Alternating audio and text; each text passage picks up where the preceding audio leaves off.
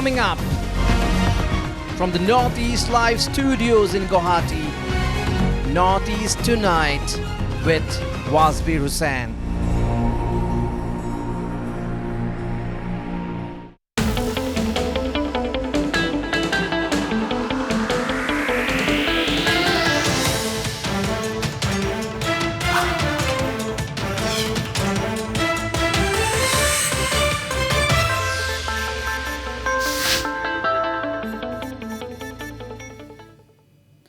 Hello and welcome to Northeast Tonight, the show that decodes the region.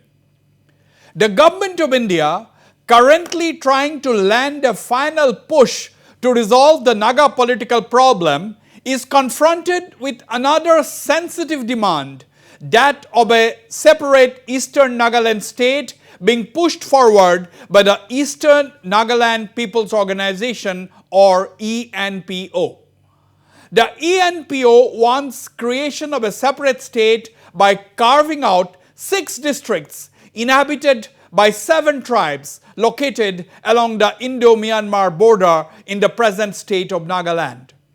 This demand took formal shape 12 years ago when the ENPO first sent a memorandum to then Prime Minister of India. The main reason cited by the ENPO for pushing this demand is the alleged stepmotherly treatment meted out to the Eastern Nagas by the successive state governments in Nagaland. To the argument that there are as many as 20 MLAs from the area in the 60-member Nagaland State Assembly, leaders backing the demand say MLAs from the area were generally not allocated key departments by the successive governments in Nagaland. They say roads in the area are poor, there is no proper water supply, and overall development indices are extremely poor. The moot point the ENPO is making is that this stretch that shares a long porous border with Myanmar was outside the British administrative rule and became a part of India only in 1947. And when Nagaland was made a state in 1963, this stretch was included in Nagaland to make the state a viable dispensation. This is more or less what the ENPO said in its first communication to the Prime Minister in November 2010. The ENPO has now said if the government does not come up with an early response to its demand, it would seek the resignation of all the 20 MLAs from the region. The ENPO has also adopted and re-endorsed its stand of no solution, no election call. The situation is volatile, particularly because state assembly polls are in Nagaland soon, maybe actually next year. To discuss the issue, I am joined by a very respected panel tonight. I am joined from Kohima by Mr. Imkong L. Imchen, NDPP MLA, who recently urged Chief Minister Nephew Rio and Assembly Speaker to convene a special session of the State Assembly to discuss the issue. Also in Kohima, I have Mr. Ajo Nenyu, Senior NPF leader, convener of the talk team of the ENPO, Padma Shri, Mr. K. Asungba Sangtam, a former MP, is joining me on the show from Dimapur. And I also have with me former ENSF President, Mr. Hawang T. Wangsa, who is joining me from Mon. Gentlemen, welcome to Northeast Tonight. It's my pleasure to have you all on this program to discuss a very sensitive and important matter, the demand by the ENPO for a separate state called Eastern Nagaland. First, I would like to go to you, Mr. K. Asungba Sangtam, who is the convener of the talk team of the ENPO, former MP, and recipient of many awards, including the Padma Shri. Mr. Asungba Sangtam, first of all, a very warm welcome to our channel Northeast Live and on my show Northeast Tonight. My first question to you, Mr. Sangtam, what is the basis for the demand of a separate eastern Nagaland state? For inviting me to this panel for discussion tonight. As you have rightly said, this area, Eastern Nagaland, which was erstwhile a part of a Northeast Frontier Agency known as Tuensang Frontier Division, was never a part of British Empire, nor was it in India or in Burma. Only in 1948, this February of 1948, this portion of Nagaland had come into the Indian Union, whereas the other southwestern part of Nagaland, the Naga Hills district, was under British rule since 1866.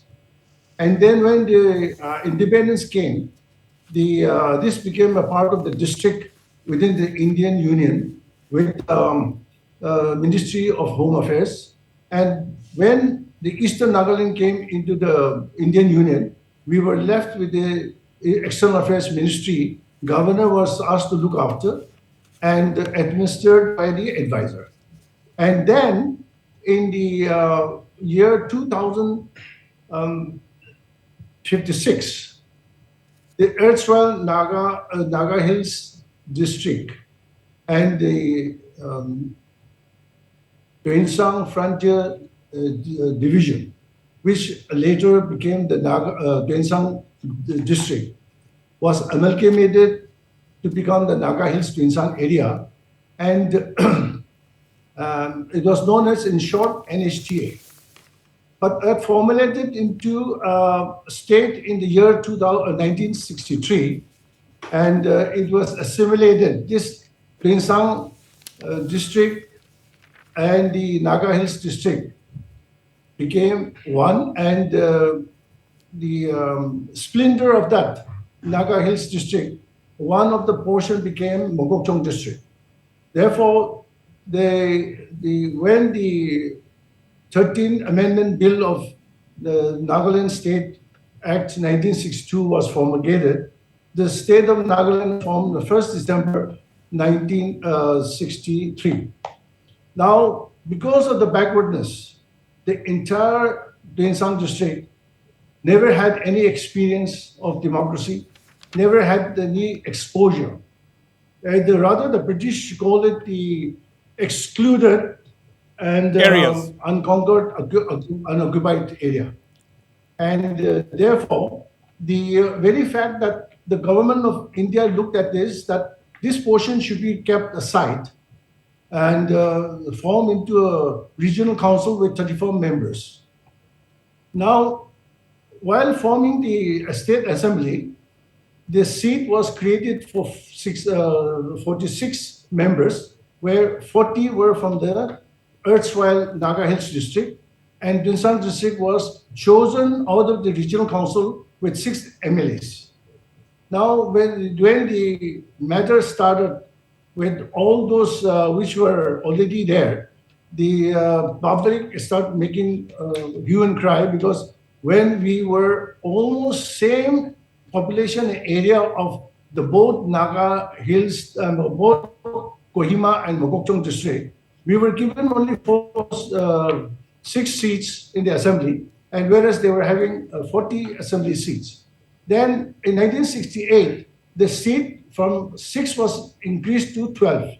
So 6 more were added, and still it went on till the special provision was completed in 1972. 1973, and 1974, when the election was held, the seats of this Eastern Nagaland region was increased to 20 seats. Now, if you look at it, even the regional council which was formed, because most of our people were ignorant, innocent, but we were given the regional council where the chairman, de facto chairman, Deputy Commissioner who took orders from Kohima, Chief Minister and the Commissioner of Nagaland. Now, as a consequence, most of the business was carried out according to the whims from Kohima. And the people could not enjoy the real democracy because the regional council members were just taken for granted. And then according to the Article 371A, Clause 2B, the money which was supposed to be sanctioned by the center for the Nagaland was to be divided between the Nissan district and the rest of Nagaland. The governor was supposed to oversee that. And then secondly, it was an extraordinary act where the act of Right. Nagaland Assembly would not be applicable to the regional council. So these are the few things Right. from the beginning, the hiccups were Right. there. We will elaborate on this, Santamji will elaborate on this. But basically, you are saying that right from the beginning, there was some kind of a disproportionate share in the governance of the state. You said right at the beginning only 6 MLAs were given when the rest of the Nagaland had 40, and then it was increased to 12, and now you have 20 MLAs. But lately the ENPO is saying that since 2010 the ENPO has been maintaining that important portfolios or important departments are not given to the 20 MLAs. Then therefore there has been a lot of lack of development in that area. Now, in your first memorandum to the Prime Minister, this was issued on the 25th of November 2010. The ENPO said that, the special status given to it under Article 371A, Clause 1, Subclause D, there were 10 years period under the provision of the above Clause 1, Subclause D. 10 years the special status was to be given, but that was not enough. Nothing much changed in this frontier area bordering, large stretch about 500 kilometers on the border with Myanmar. Then you have the border with Changlang and Tirak district of Arunachal Pradesh. Then you have border with Assam, and you have border with the rest of Nagaland. So that is the geography. That is the geography of Eastern Nagaland, comprising of 6 districts and inhabited by 7 tribes. Let me go to Mr. Imkong Imchen. That is the history. Now that is the history. We will not go into the history because basically we all know that based on the history only, the present movement has been intensified. Now, you, Mr. Imkong, you have recently demanded that there has to be a special session in the Nagaland Assembly to discuss the issue. You belong to the ruling party, that is the NDPP. Now, why are you demanding a special session? Does it mean that the NDPP is endorsing the demand for a separate frontier state?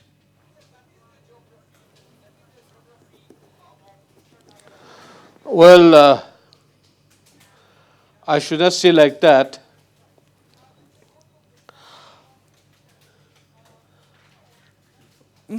At the outset, you please allow me to go back to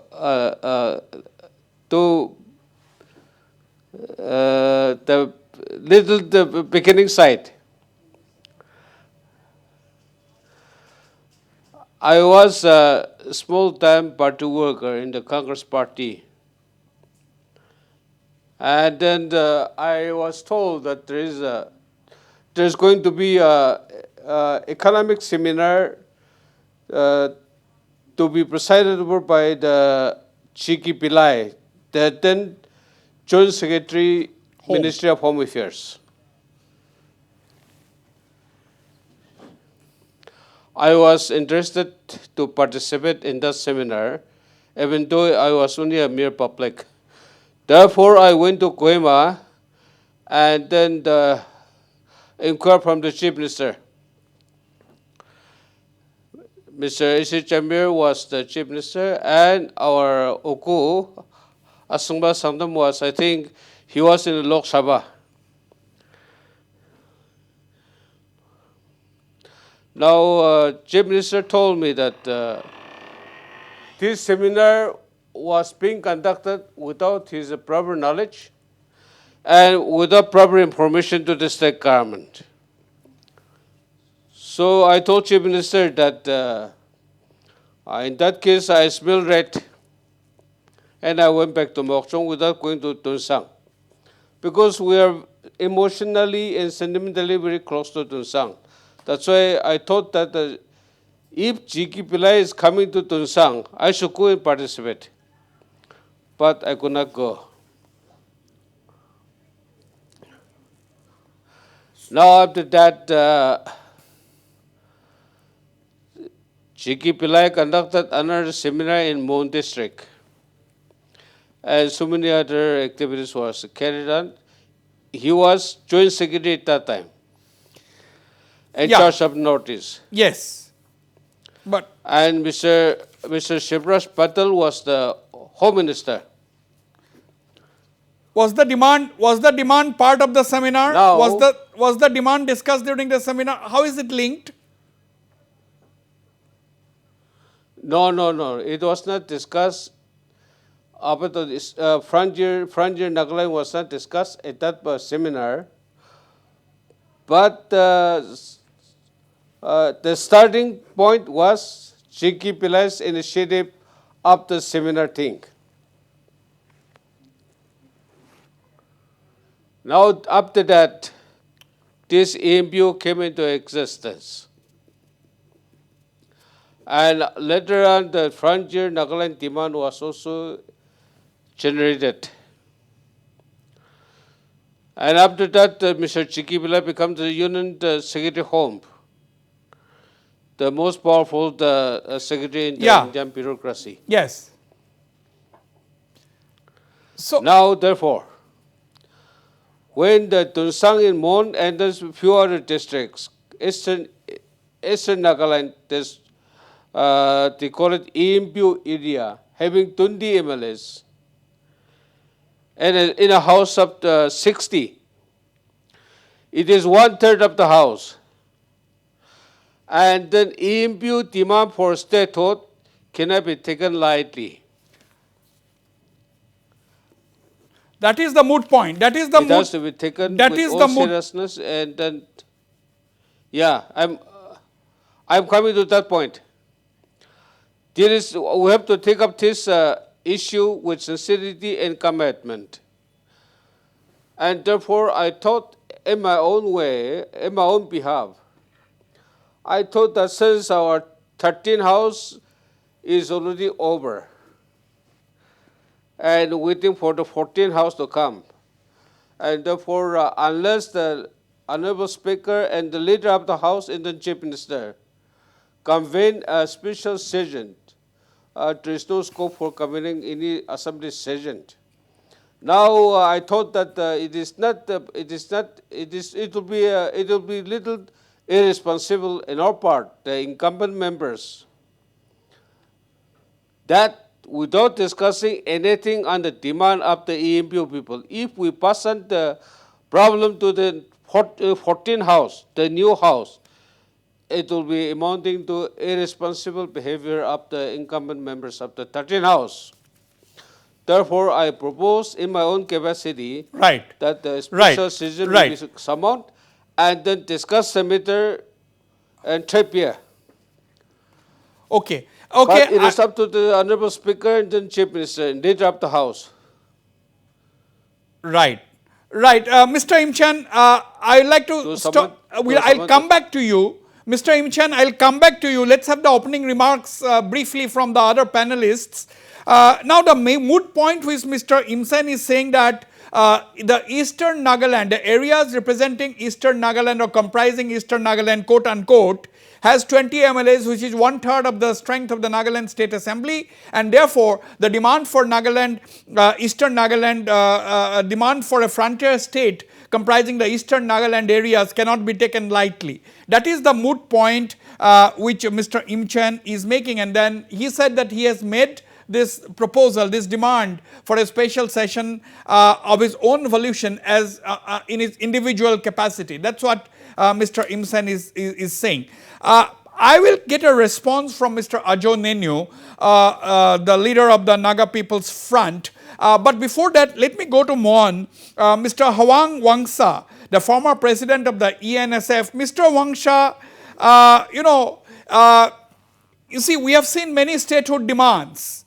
But you have resolved that there is a resolution by the ENPO that all your agitation will be peaceful and democratic, which is a very good thing to hear, because all agitations usually take a very disturbing trend. But you have said that there will be a democratic hesitation. That means you are hopeful of achieving your demand through democratic means. Is that correct?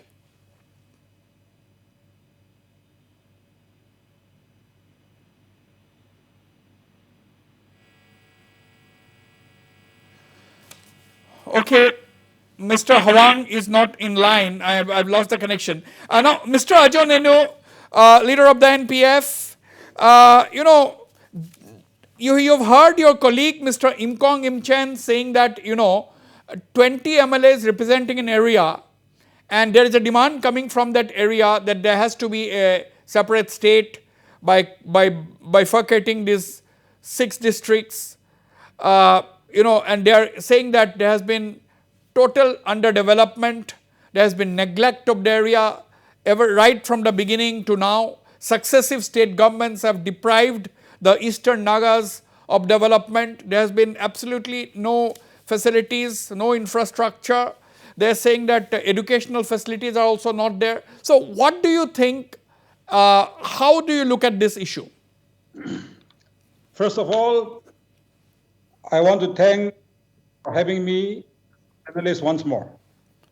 Welcome. Secondly, I share will be my personal opinion, and it has nothing to reflect with the party. Right. But whatever I say, subjected to a lot of corrections. As I fully agree with our elderly person, Mr. Imkong and Pakula Sangpa, but we must remember the formation of Pengsang Regional Council of Pengsang area was for only 10 years, as desired by them. But out of their own violation, after 5 years, they took part in the election, and that's how they came a part of the state of Nagaland. Now, when we talk about stepmotherly treatment, I will rule that because no leader will give stepmotherly treatment to their own brothers. But maybe their area is so far-flung that the developments could not reach them on time, or they could not be well developed. Therefore, somehow, they were neglected. Yes, I agree with the panelist Imkong Imchen. Their demand for state cannot be taken lightly. But on my opinion, Nagaland state is small a state to further divide ourselves. So as for me, my own personal opinion, out of love and care for brothers, ENPO brothers, so I would not like to give them a separate state. Mr. Nenu, you are saying that you agree that there has been underdevelopment in the area. You are saying that the area is far flung. Yes. And you are saying that you want the fulfillment of their addressing of their grievances, but without bifurcating the state of Nagaland, but without dividing the state of Nagaland. That's what you are saying. Mr. Wasbir, now you must know why this demand for separate state escalated. It escalated because of the unfulfillment of the settlement and the solution. The solution to all these problems is solution and settlement. If settlement and solution comes about, the demand for a separate state or frontier state will cease there and then. Okay. Let me once again. I don't know whether we have a line to Hwang.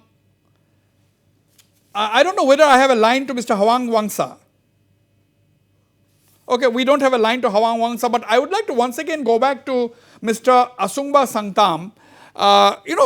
Mr. Sangtam, I have a newspaper clipping here.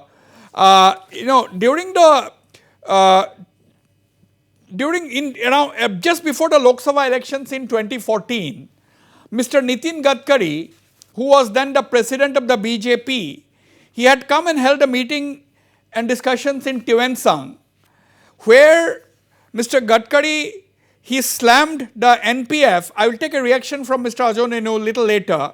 where Mr. Gadkari criticized the Naga People's Front and the main opposition party, that is the Congress at that time. At that time, the NPF was ruling the government and Mr. Nephew Rio was the chief minister even then.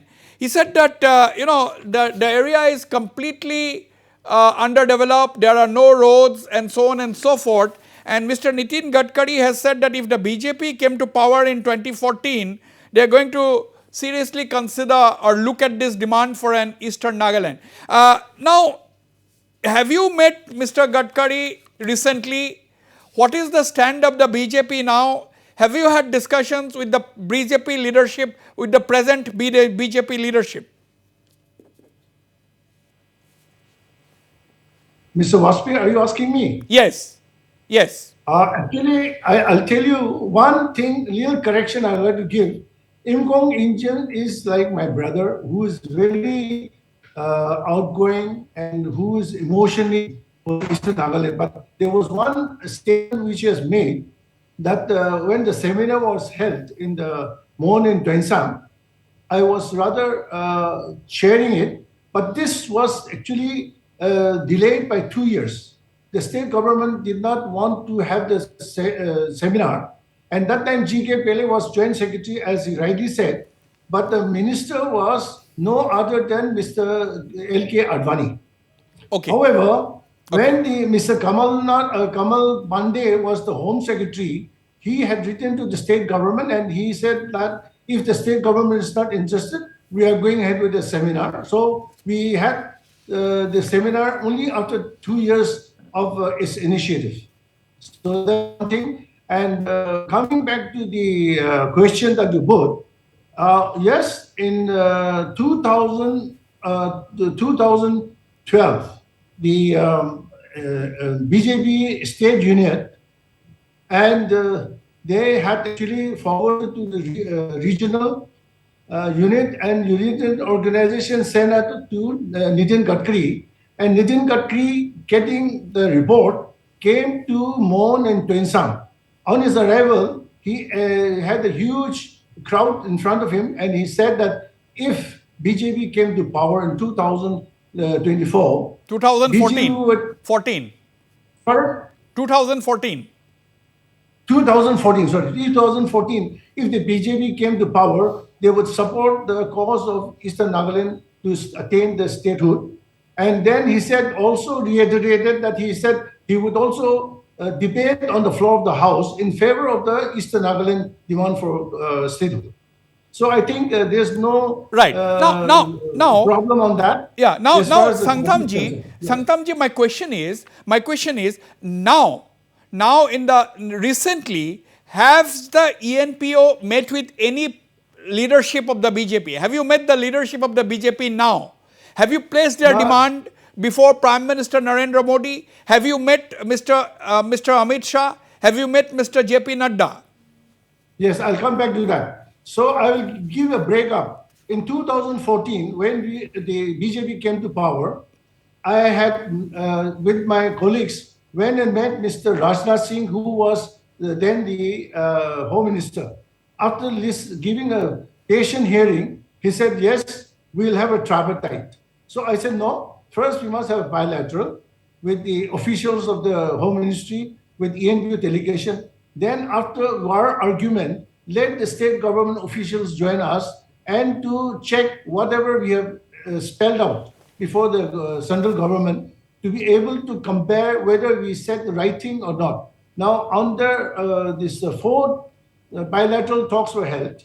Then in the process of the third and fourth, we were upgraded to special secretary from joint secretary level. Then in 2019, the Home Secretary called us and he gave a report that they have already sent out 10 officers to the Eastern Nagaland area. And after 10 days, they went and verified whatever we said, and they came back with a note that whatever the Eastern Nagaland delegates spelled out were all true, and that there was nothing which they have exaggerated. And then in the final stage, when after the tripartite was over, Right. the Home Minister called the ENPO delegates that the matter now will be sent to the political level. Now, at that, let me just put two more points. The Home Minister asked ENPO delegates to meet NSA, Mr. Ajit Doval. Then after Ajit Doval's meeting, we were again given another call to meet the Minister of State, Mr. Nidhidan Rai, who said our case was genuine after our presentation. And he said that now the matter is understood by everyone. It will be put before the Home Minister for the final call. Now we are right now waiting for the final call from the Home Minister. That's it. So you are waiting for a final call from the Home Minister, Mr. Amit Shah. That is the position, right? That's it. Okay. Now, after a long time, I am getting Mr. Hwang Wangsa, the former president of the ENSM. Mr. Wangsa, how would you like, what do you say in support of the demand for a separate frontier Nagaland state in the eastern part of present Nagaland? What is the justification? Wasbir, Yes. the demand for the state, the frontier state, has grown more than 12 years now. Every detail is written in it. Series of meetings we have already gone through, finished. Now, the government of India should look after the problem of the, ENPO. The people of ENPO are infected by a disease, and the medicine is with the government of India. What should be the Yes. what should be the role? What should be the role of the 20 MLAs? What should be the role, according to you, of the 20 MLAs who are representing your area? What do you expect from them? They should try to mediate between the government of India and ENPO. So the ENPO is saying that if the government of India does not concede the demand, does not accept the demand, then there should not be any elections. The ENPO is going to boycott the elections. What is the mood among the people? Are the people also backing this demand for no solution, no election? Yes, the mood is going stronger and stronger. It has started. It will go on until it is fulfilled. So There's no chance of backing now. No, Mr. One more thing that I would like to ask you, Mr. Hwang Wangsa, I'm asking a few questions to Mr. Hwang Wangsa because, this line is very erratic. Yes. I'll come to all the panelists. I'll give due time to all my other panelists. Now, Mr. Wangsa, a lot of people are saying that you have a strength of 1/3 of the Nagaland Assembly. The MLAs are from the eastern Nagaland areas. Now, now what have they been doing for all these years? Now, it is not enough to say that, okay, we have not been allocated proper portfolios, so we could not, bring about development in your area. So, don't you hold the elected representatives also responsible to some extent? To be very frank, for the development sector, they have the responsibility which they have not done, failed their responsibilities.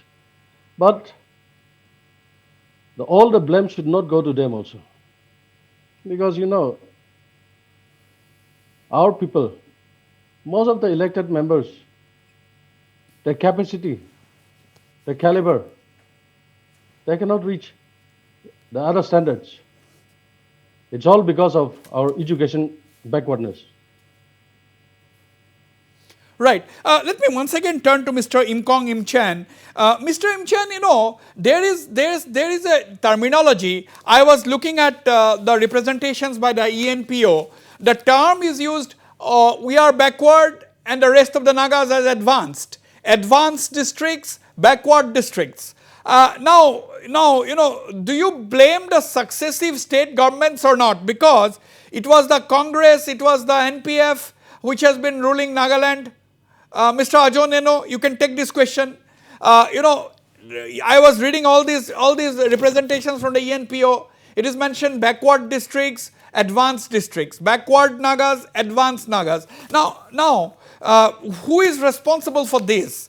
Because Nagaland state was created in 1963, 40 years later. Aren't you a sad man today to hear all these things? Aren't you saddened, honestly speaking? Mr. Wasbir, you see, since the inception of the statehood, our Eastern also have actively taken part, and they were part of. Now, let me cite an example about my district. I am also from a backward district and backward tribe. If development is not taking place in my district, can I blame the other legislator? Can I blame the state government? Or can I blame the chief minister? I'm equally responsible. Prior to me, we had ministers, we had MLAs in the government. If they're not doing well, why should I blame others? We should also look into our own performances. So as far as development is concerned, I will not blame to anybody, but everybody is equally responsible. Right. And right. now what we need a united. You have a point. Nagaland. You have a point there, because you cannot blame others because they have got 20 MLAs. That's what you were saying. In fact, Mr. Hwang had also said that they also are responsible, but they cannot be blamed alone. That's the point Mr. Hwang Wangsa had made. Let me go to Mr. Imkong. Mr. Imkong, what is the road ahead now? Now, Mr. Ajo Nenu has said that, the area needs to be developed, but Nagaland should not be divided. The grievances are genuine. But perhaps there is no need to divide the state. That is what Mr. Ajo Nenu is saying. What do you have to say, Mr. Imchan? I too agree with Mr. Ajo Nenu. All this 20 MLA strong cannot be taken lightly. And you are talking about the portfolio distribution. I think some ENPO representatives, except finance, almost all the departments, they have been looking after, one after another, and then the budgetary presentation, everything was done even from their side also.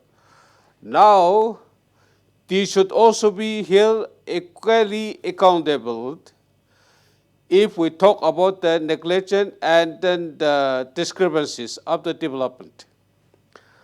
I am not saying that the remaining 40 MLAs are good enough. There may be discrepancy, yes.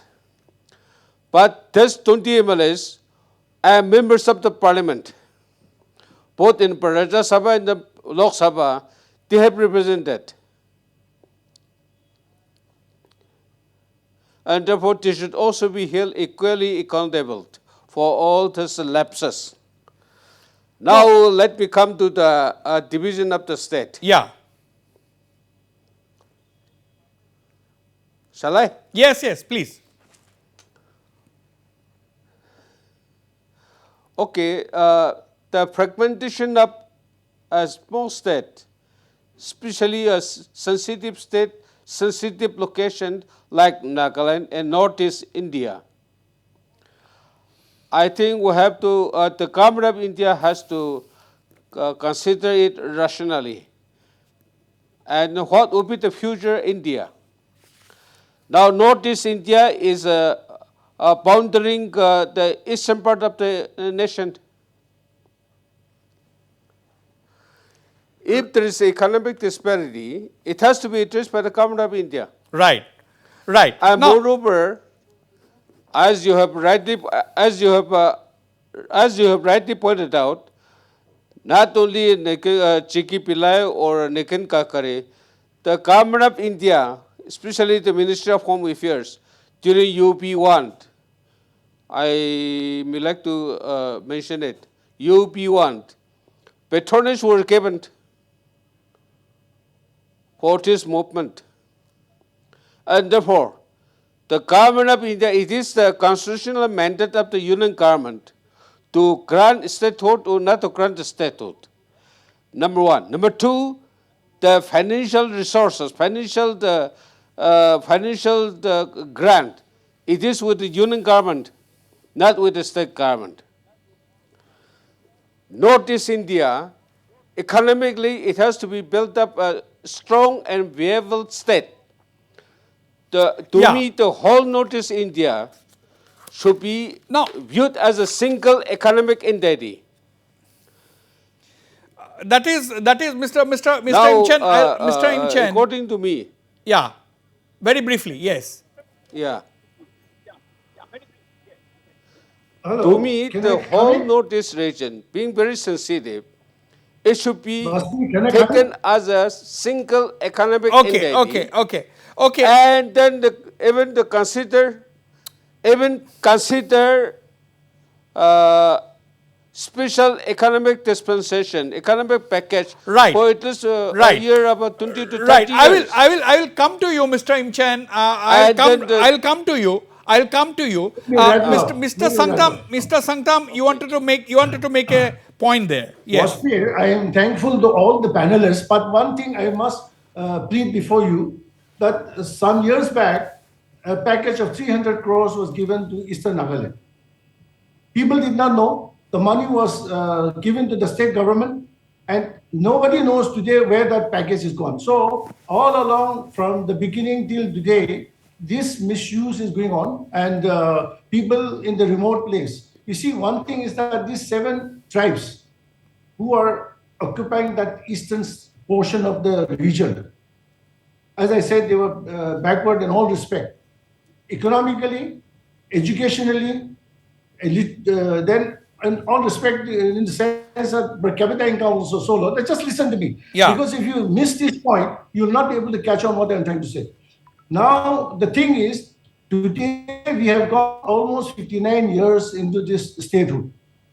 We have Niti Aayog giving a report on the sustainable development goals, where 2020-21 they have said that Nagaland state is the worst performing state in the Northeast. When the whole country looks upon Northeast region as a backward, and when Sikkim is being found the topmost performing state, and Nagaland in the bottom, with all the six districts of the Eastern Nagaland is right in the bottom with Kifri as serial number 103. Now, apart from that, the present condition, financial condition of the government of India, government Nagaland is, they have borrowed money to the tune of 15,000 crores, which Nirmala Sitharaman the other day in the Lok Sabha has made a statement saying that this is a nightmare with a small state having this much of a debt. Then secondly, even the mismanagement of the finances by the state government, where Eastern Nagaland had never had an opportunity to become the chief minister of the state, nor the finance minister. Today, all are put into one hand. Just listen to me. I know you're a little restless, but I want to put this very clearly. Yeah. You see, 1,300 crores, which has been misused with 20% complete projects with 36 departments and amounting to 1,300 crores with 446 schemes, projects. Right. Now, if that is the condition of the present state of Nagaland, and if the observation of those officers who went to Eastern Nagaland for survey on the spot verification and found that this is still in the primitive stage, what can we expect from this state? There will be a counter. There will be Mr. Sanktam. There will be a counter argument. Mr. Hwang can also answer this. If you said that there was a 300 crore package, nobody knows what happened to that particular package. Now, if today, one more thing, No, Today, if 20 the stadiums which have been constructed in 2014, they are incomplete. The High Court Right. is incomplete. Now. Then the medical Got colleges it. which have started Got it. way Got back, it. You made they are the still point. incomplete. What else can you expect from this state? No, When people that's are okay. dying, not able to get No, I have taken your meals. point. You know one thing, I have taken your point. More than 15 to 20,000 I have youths, they are taken your migrated to I have taken your Mokokchung, I have taken your Dimapur, point. Kohima. Mr. Sangtam, I'm please just, please time listen is to me. running out. Later on, you say there's no time, so I'm just putting it across so that No, everybody I don't have who has I don't have much. soft corner, they can listen and give their own views. Okay.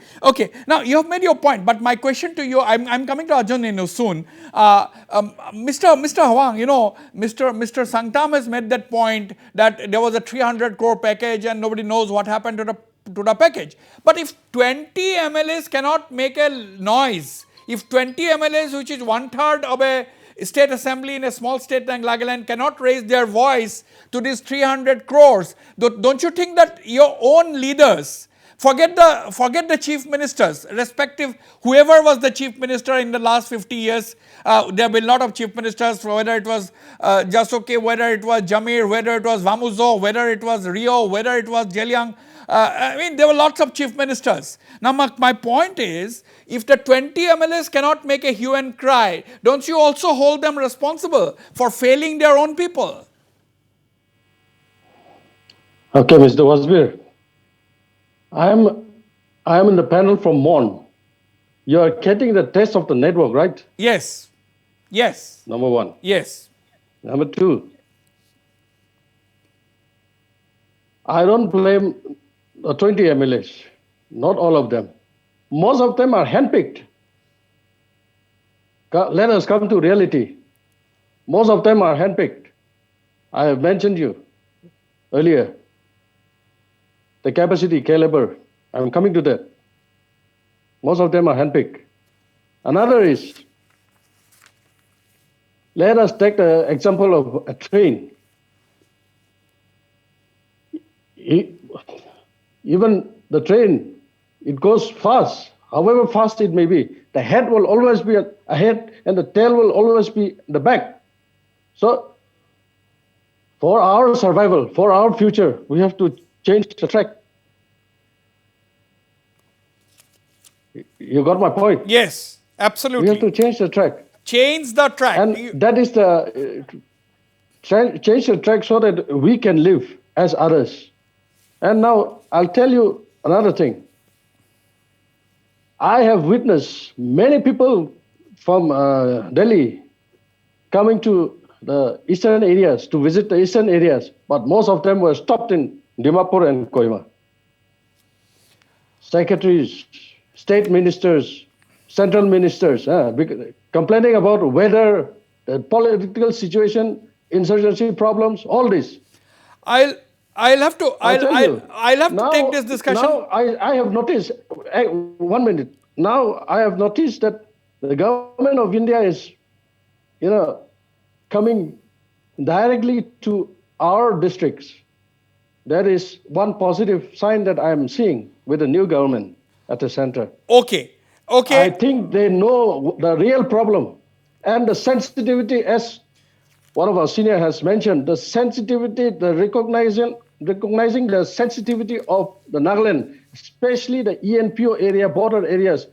I'm very thankful to all people who have, I'll have the to sensitivity. I'll have to go for a very short break, but don't go away. I'll be right back and go straight to Mr. Arjun Nenu, to whom I have several questions apart from, of course, the other esteemed panelists. I'll be right back.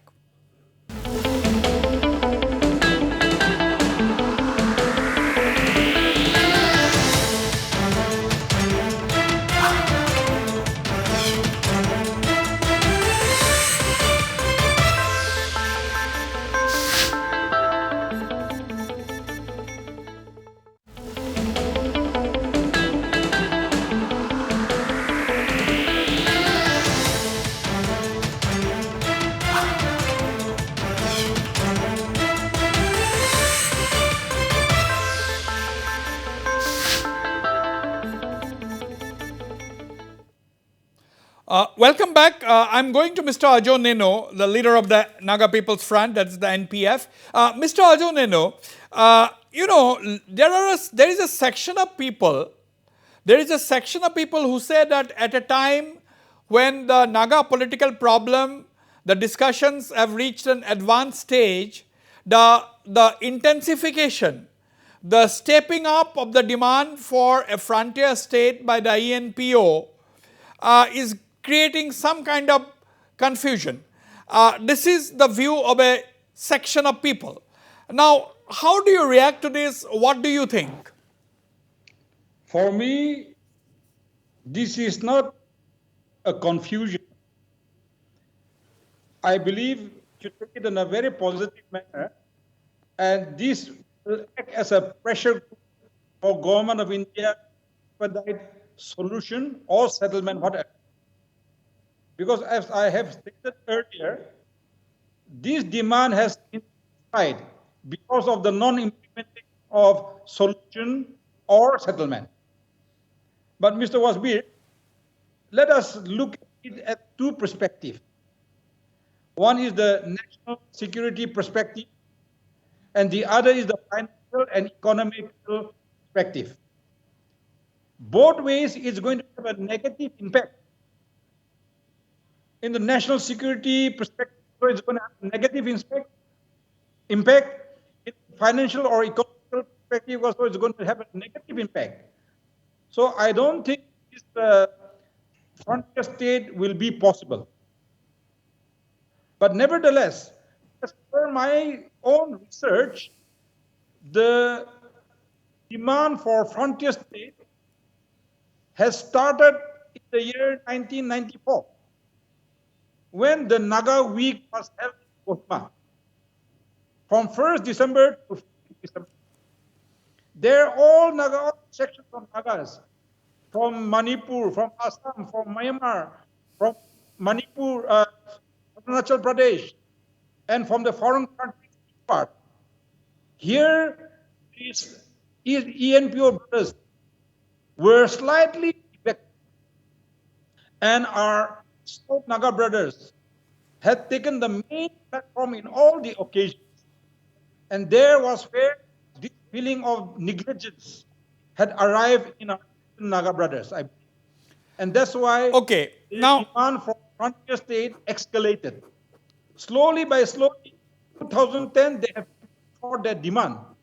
But meanwhile, before that, G.K. Pillai is also one reason, as stated by our elder brother, Kim Kong Kim Chun. He has rightly stated, G.K. Pillai is also one of the secretaries, government secretary, who had seen that Greater Nagaland might be reality. So in order to divide the Nagas, I think he has given some idea about a separate state or a package. That is what I feel. But this is my own study and my own research. So, are you saying that the idea was given a boost? Do you think G.K. Pillai boosted the idea? Yeah, the divide and rule policy, because he didn't want a Greater Nagaland to happen. So in order to divide the Nagas, I think he has implanted something. That is what I feel. Okay, hold your thoughts. Let me go to Mr. Sangtam. Mr. Sangtam, this is a very serious point which Mr. Ajo Neno has made. He has said that the government of India at that point of time, when G.K. Pillai was the Joint Secretary Northeast, was trying to diffuse the Greater Nagaland demand by the NSC and IM, and therefore tried to divide the Nagas. This is a very serious allegation, I would say. How do you look at it? What is your response? In this connection, I think I'll make one correction. Since I was in the parliament, I was observing the activities of the central government. And I don't think the central government was of the opinion that the Nagaland should be divided. See, he was saying that I have about 4,000 crores as a joint secretary in charge of Northeast. But being a joint secretary, I'm not able to spend within my capacity. So you can move for a ministry for not a donor, this donor ministry. So I sent a note to Mr. Advani, and he took it up and he made it put in the cabinet and got approved. Now I think if his intention was that, then he would not involve the Northeast development. Now, But what today people, no, listen to me. People are playing blame game to the MLAs, to the Home Ministry, but I don't think there's anybody to be blamed. It's ourselves. Today, if you look at the ground reality, those people who have gone and seen, the leader from Kohima wants to go by road. See the road condition. See, it's the plight of the people. Nobody wants to go and get posted in that area. It's a God's forgotten place. So I think here the demand of the people has come from the grassroots. The ENPO formation is from the grassroots, not from ENPO. ENPO came about because of the 6 tribes that time, now 7. 7 tribes got together and formed this ENPO for the demand of the Eastern Nagaland state. But you cannot point fingers at anybody because the mismanagement of state today, so much of liability, so much incomplete projects, so many things, even the salaries are not paid. Some departments are not paid for months together. Now, how can a government run like but, that? And at one point of time, Mr. Sangtam, please hear me. Mr. Sangtam, Nagaland is hungry. They are migrating to better places Yeah. for 2 square meals. At Can one- that be justified? okay, at one point of time, you see, I was asking this, Mr. Neno, this question that some people are asking this question that at a time when the talks with the Naga groups are at an advanced stage, the ENPO demand has come up suddenly. Now, there was a time sometime in the past, the ENPO had sought support of the NSA and IM for their demand for a separate frontier state. Do you still, does it still stand, that request for support from the NSC and IM? Mr. Sangtam. One thing I must correct.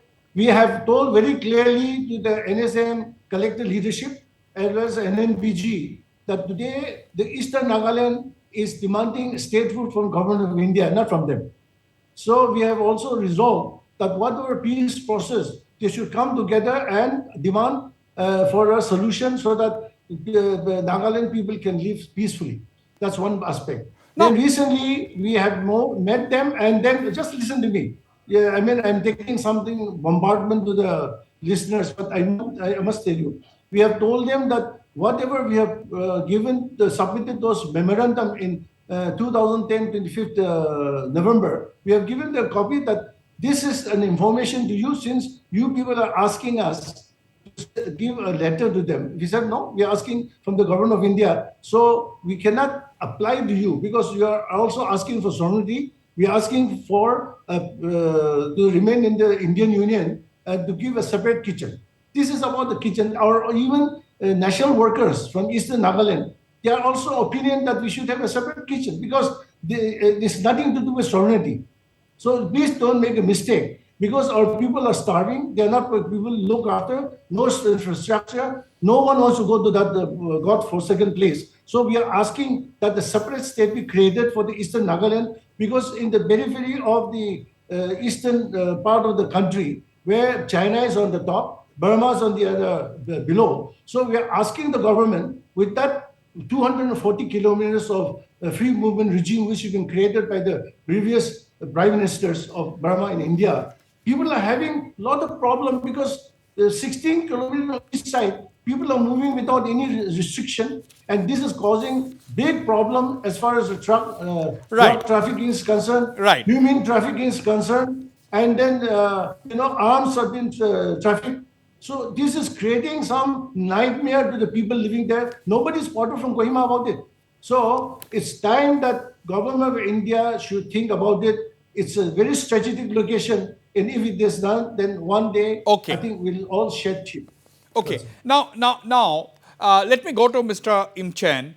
Mr. Ajo Nenu has said that he has commented that both from the national security perspective as well as both economically, a new state by carving out Nagaland, a new small state by carving out Nagaland, may not be feasible. Now, Mr. Imchen, I am holding with me the 25th November 2010 memorandum which the ENPO had submitted to the Prime Minister of India.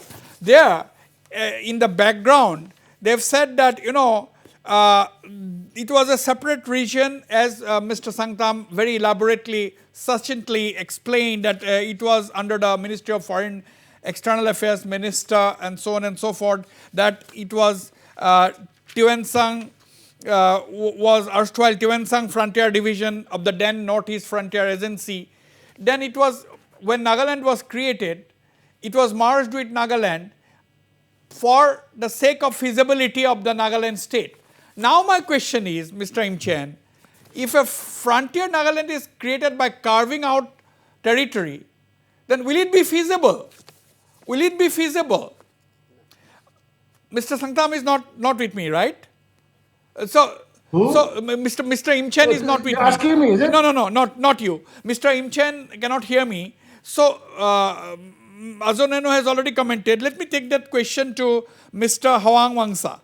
So if in 1963 the eastern Nagaland was included into Nagaland for the reason of feasibility, today if you carve out and make a small state, will that be feasible? Okay, Mr. Can I have that question from you? Yes. My question is simple. You see, Why can't you ask me to one answer male that? and female, they got married. One male and female, they got married. If they cannot stay equally share and stay, then they can obviously get divorced. Okay, I get your point. I got the answer. Divorce is possible. Yeah, Ms. Sangtam is saying something. Mr. Sangtam, I yes. think you're trying to avoid me. I can see that. Can I add to that? Yeah, please add. Yes. See, the thing is, without vision, we cannot be moving for this statehood. We have got minerals. Our entire eastern zone is full of minerals like bauxite, magnetite, very high quality limestone, and all you think of the precious minerals is all there, and it's a very scenically beautiful. We have got 4 identified international trade centers, where 3 are located in eastern Nagaland. Today, the state government has not able to do anything. It's become a cowshed, pigsty. Okay, that was not intended by the government of India, but it is so shabbily treated that it's of no use. But we, given the opportunity, we can revive that. We can make business and trade with Southeast Asian countries. All those people who have similar looks, similar food habits, they can come and do business with us. Because for us to go to Gujarat or Maharashtra, it becomes difficult because of our feature, the food habits and all that. But these people, when we are establishing ourselves that they are Indian Nagas, Okay. then they'll be able to come and do all this business. And you see, another thing is that our people are very rich in their handicraft, or they do very good handicraft works, which is appreciated, and very colorful traditions. That can attract a lot of tourists. And we can also do a lot of business with these people. And then we can give back to the central government and the terms of excise. How much is government of Nagaland giving back the center today? Okay. We can give it back. Let we me have got the vision. Right, absolutely. Let me go back to Mr. Imchen. Mr. Imchen, I would ask once again, take your view also on more or less the same question. Now, this is the 25th November 2010 memorandum of the ENPO, the first memorandum to Prime Minister. Now, here it says that in the background section, it says that present, the special status area, that is Tiwensang region, which was a part of the Tiwensang Frontier Division, part of the Northeast Frontier Agency, it was included in Nagaland state to make it a viable dispensation. In 1963, it was included into Nagaland to make Nagaland a viable dispensation as a state. Now, if Nagaland is divided, do you think that will be feasible? Mr. Ajoneno is saying that will not be feasible both from the national security and economically, which is refuted, which is not accepted by leaders of the ENPO, both Mr. Sangtam as well as Mr. Wangsa. So how do you look at it?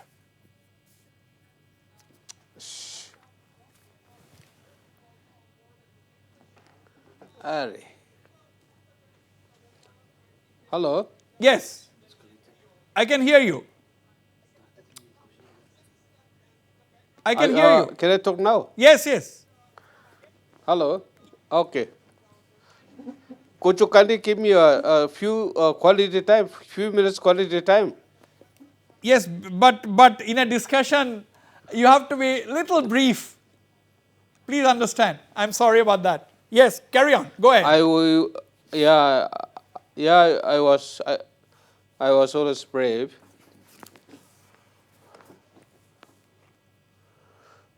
I will not go into details, but briefly. And the national interest.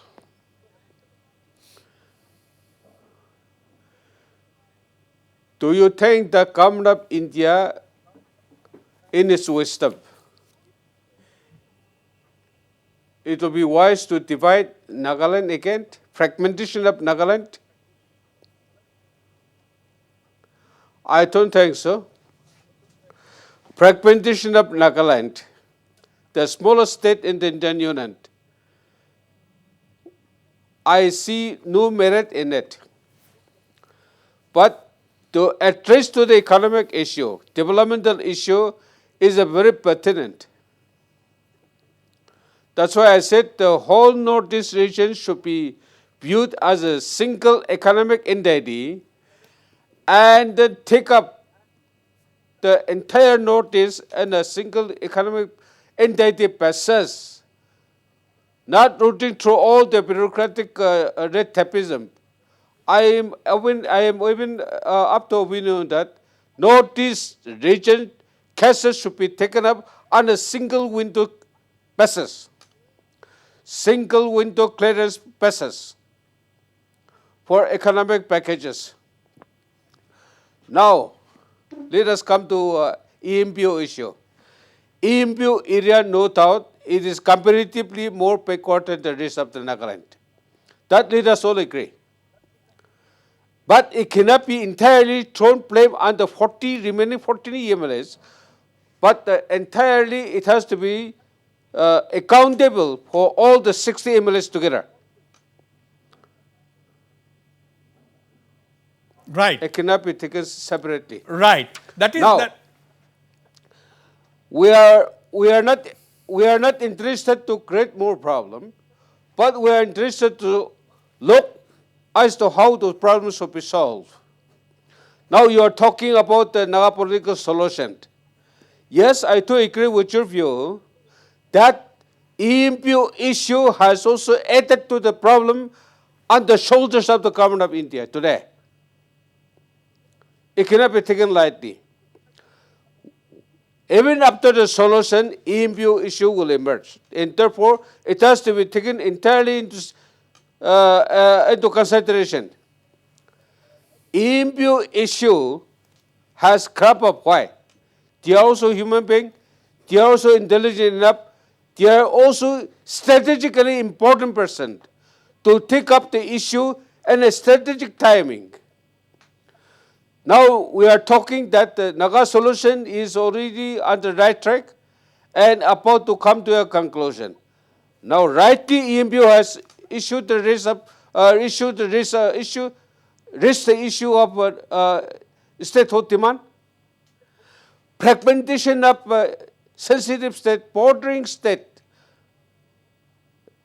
To me, the whole Northeast state should be economically viable and strong states. Right. So that the Indian unfriendly countries of India will not be active to participate and then interfere in the Indian internal affairs.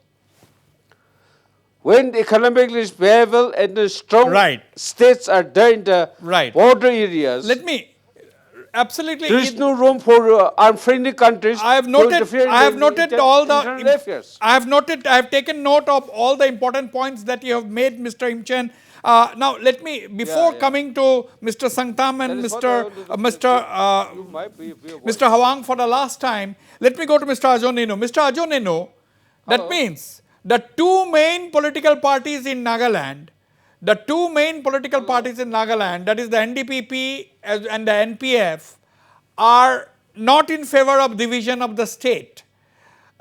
So, that is the big political mood, that the two main political parties in Nagaland, NDPP and NPF, are not in favor of a division of Nagaland, while both the parties are admitting, you are here, Mr. Imchen is here, both of you are admitting that the issue needs to be addressed. Finally, what is your final comment? Don't take it in that manner, Mr. Wasbir. You see, our ENPO brothers' demands are very genuine. And out of love and respect for them, we wish them the best. But nevertheless, we leave it to the best wisdom of Government of India. But my last words is, Nagas is too small a state to further divide ourselves and get fragmented. Now, coming to the 300 crores, I'm not the spokesman of the government, but I'm not aware of 300 crores. If it was given an issue, should be accountable. Number two, if I'm not mistaken, I hope they're not referring to the 365 crores that was given to the state during 2003 and 2004.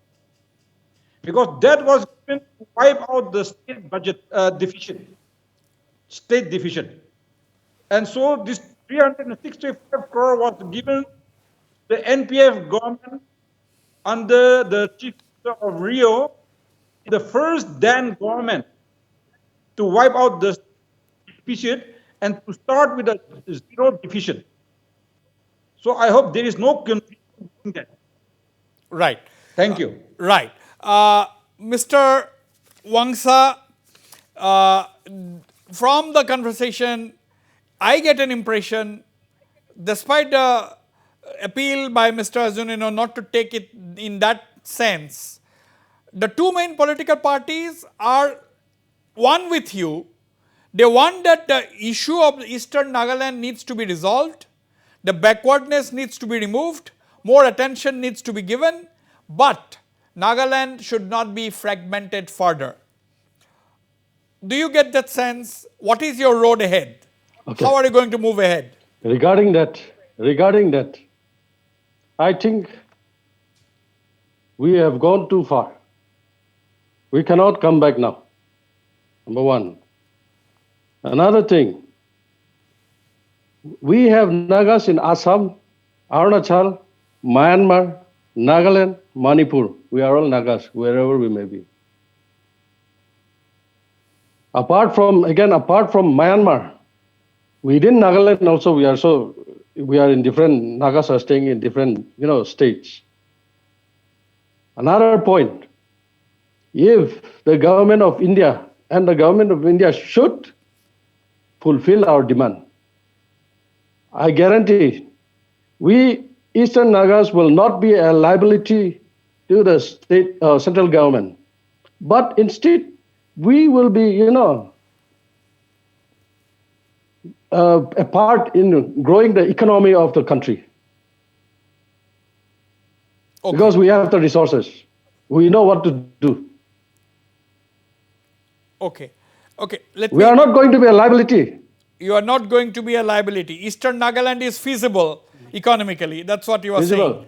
Eastern Nagaland, frontier Nagaland state is a viable proposition because you have the mineral resources, and that is what is the claim made by Mr. We have everything. Wangsa. Finally, Mr. Sangtam, what do you think? The two main political parties are diplomatic. They said that the ball is in the court of the central government. That, of course, we all know. But they are saying that the grievances are genuine, needs to be addressed. Development needs to reach the eastern parts of Nagaland. But Nagaland state should not be divided. And they're saying that both from the security perspective as well as the economy, there can be problems. My younger friend, Mr. Konyak, has given a good reply on that. It doesn't divide the Nagas. We are emotionally Nagas, more Nagas than anybody else. But our kitchen is empty.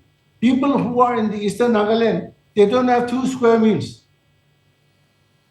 The roads are bad, no hospitals, education facilities out. Today, if you look at the whole Nagaland picture, Dimapur, Kohima has got all the infrastructure, whereas even Mokokchung, like, even Peg, like, they don't have proper this thing. Ours is still worse.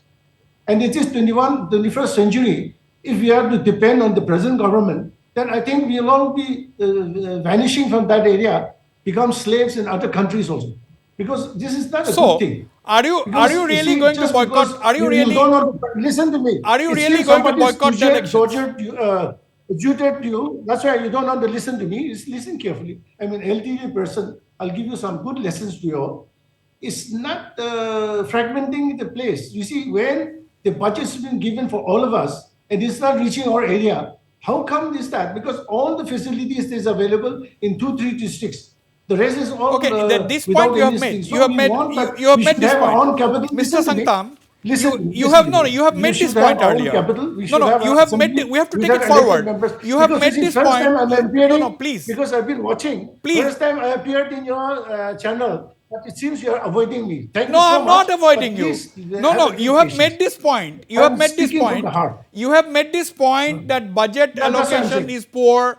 Budget allocation is poor. Please don't get me wrong. Because I am only moderating it so that we can get more views from you.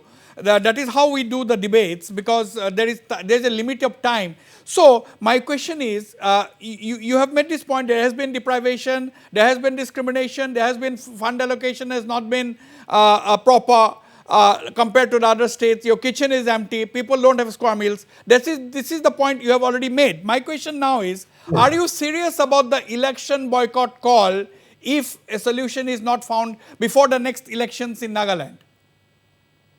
Mr. Is it to me or to Mr. Sangtam? To you, okay. Mr. Sangtam, yeah. You see, we have had a lot of consultation meeting across the spectrum, and from the national workers, from the central executive members, from tribals, and all that we have collected that view, because the ENPO doesn't function by itself. The collection of whatever information, whatever resolution passed from the grassroots, we carry that forward. So if the reply is not given, if the demand is not met, I'm afraid we'll have to go about that way. And if there's any change in the mindset of the central government, I think we can come and do away with all that resolution. But first of all, let us see when next call is made, what is the intention, what is the contention, all that has to be taken into consideration. I think with this, I think I should be able to make that clear. Absolutely, you have made that very, very clear. And I hope Mr. Sangtam will not get me wrong. I was only trying to, for the paucity of time, nothing else. I've already extended this debate by 20 minutes because of the seriousness of the issue. And thank you very much, all gentlemen, for participating on the show. And I hope to see Mr. Sangtam, Mr. Imchen, Mr. Ajonenu, and Mr. Wangsa once again when we discuss. And I hope Mr. Sangtam will withdraw that he will not come to the program or something like that, he said. I hope you understand. But on the whole, this is not the last. This is not the last that we have heard on this issue. The Eastern Nagaland demand is gaining momentum. This demand is gaining momentum at a time when the government of India and the Naga political groups are talking peace that is also at an advanced stage. So on the whole, Nagaland is passing through very, very crucial times, I would say, and all eyes will be on these two issues. That is, one, resolution of the 7-decade or more long Naga political issue. Everybody is expecting an acceptable and honorable solution to that. And now, the demand raised by the ENPO, which already been accepted as a serious issue by the two major political parties, that is the NDPP and the NPF, but what the representatives of the two, maybe in their official position, maybe in their personal opinion, but they are saying that they address the issues, but please don't divide Nagaland. So on that note, we will not comment any further on the issue. I thank all my panelists once again for participating in the program and the viewers for watching the show. Good night and goodbye.